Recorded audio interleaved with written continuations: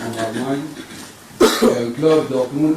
Je pense que les supporters sont plus nombreux que ceux du Maroc. Donc, concernant le public, il n'y a pas de pression, c'est tranquille.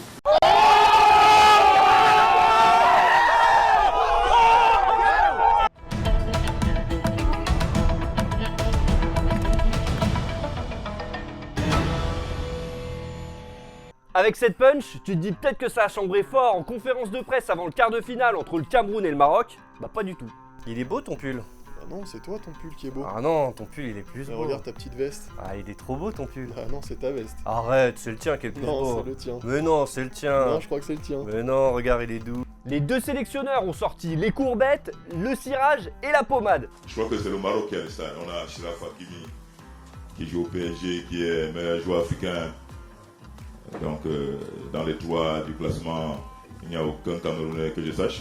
Le Cameroun, ils ont un attaquant, il vaut 80 millions d'euros, il joue à Manchester United. Ils ont un attaquant, il joue à Leverkusen. Ils ont un milieu de terrain, il joue à Brighton. En tout cas, le Cameroun aujourd'hui, ça vaut le Maroc et le Maroc, ça vaut le Cameroun. Ça va parler sur le terrain. Sur le terrain, justement, on a voulu vérifier ce rapport de force. Et il penche clairement d'un côté, celui du Maroc, qui domine dans tous les secteurs de cette CAN 2025. Dans les stats offensives, avec les buts et les expected goals, les stats avec ou sans ballon, avec la possession et le pressing, et les stats défensives, avec les buts encaissés et les XG subis. Alors c'est pas la data qui te fait gagner les matchs, mais c'est quand même un bon indicateur. Et c'est peut-être pour ça que les Marocains sont si confiants quand on leur demande leur prono.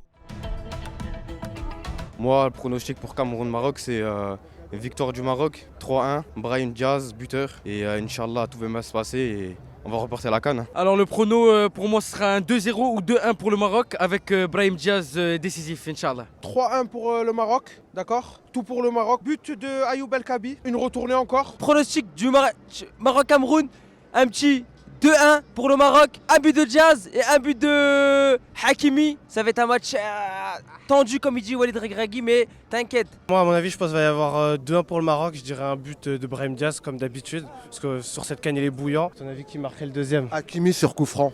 Ouais, Hakimi sur coup franc, franchement ça se tente, hein. Ça se tente pourquoi pas. Et côté Cameroun je dirais Etaï Young. 2-1 pour le Maroc, but de Al-Kabi.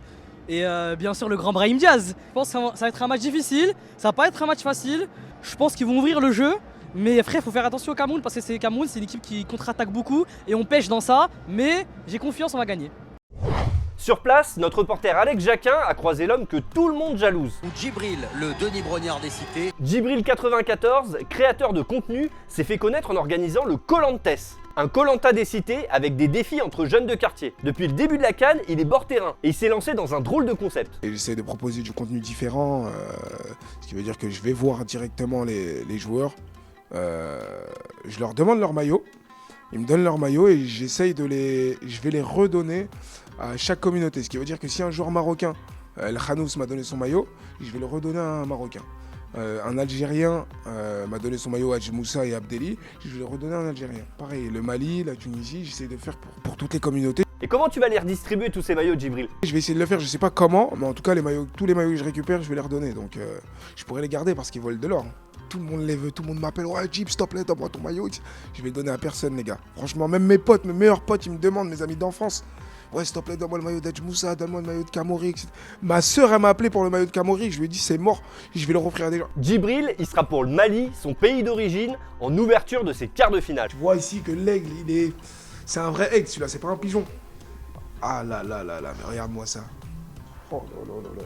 Ce sera ce vendredi face au Sénégal à 17h. Et à 20h, ce sera au tour de l'affiche Cameroun-Maroc. Et demain, ça va envoyer du lourd aussi avec Algérie-Nigeria à 17h et Égypte-Côte d'Ivoire à 20h. Je remercie mon binôme Hugo Ferreira. Et demain, Sarah Fenzari reprend les commandes du Daily. Allez, bisous!